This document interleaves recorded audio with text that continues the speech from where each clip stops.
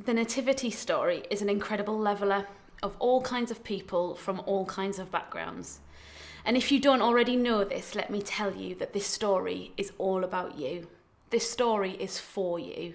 This is a story of God displaying his love for you and his pursuit in having a relationship with you. Today, I'm looking at the light of the stars. How does God guide us? Matthew 2 tells us that the Magi came to Jerusalem from the east to meet the King of the Jews, as that's what the stars foretold. These were experts of the night sky. They were astronomers or astrologers, not exactly who you'd expect God to be communicating with. But that's the beauty of the whole story. The unexpected were not just included, but they were told first. So no matter who you are included in this story. If we are listening, then God is wanting to speak to us.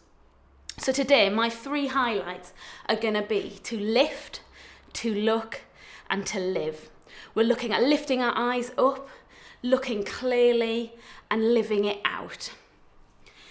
It's incredibly magnificent and majestic that the heavens actually were declaring the glory of God through the stars. I find it amazing that when God created the universe and set the solar system into motion, set the patterns of the planets and the stars and the moons, he knew exactly what the night sky would look that night and what it would be saying. But equally, communicating through the stars is really normal and ordinary and simple. Stars are in all of our everyday lives. And that's just what it's like hearing from God. It's incredibly profound and significant. But equally, it's just normal and ordinary and often just in the everyday things. So how do we hear from God in the normal everyday? We need to lift our sight to him. We need to lift our eyes out of the mundane, out of the daily routine, and we need to actually look up, change our posture, change our position, and look upwards.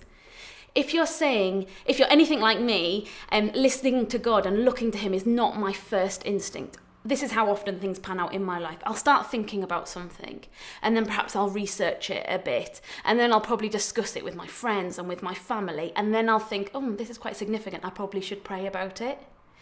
But just like the stars in the night sky, God is there waiting for me to talk to him, waiting for me to communicate to him. So all I need to do is lift my eyes to him first. Have you ever been anywhere where there is absolutely no light pollution? The most incredible night sky I've ever seen was when I was in Uganda. The sheer amount of stars that were in the sky was literally insane. And part of the craziness that I couldn't get my head around was that these stars were always there, but I had never seen them before because of the light pollution. And because of the pure darkness there, each star shone brighter than I'd ever seen before. It was truly breathtaking.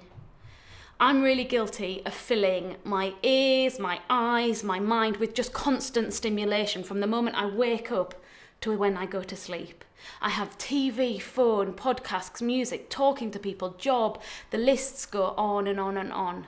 And very rarely do I clear all that noise, clear away all that busyness, clear away all that pollution, and just be still.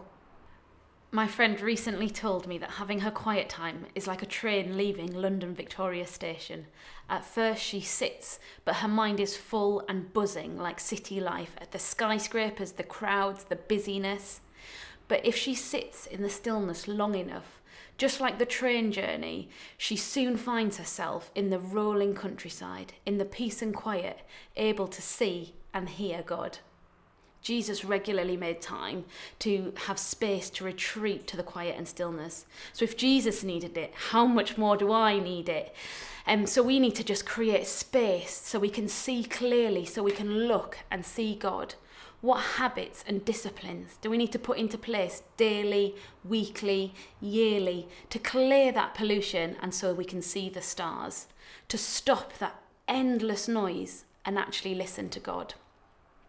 And finally, live.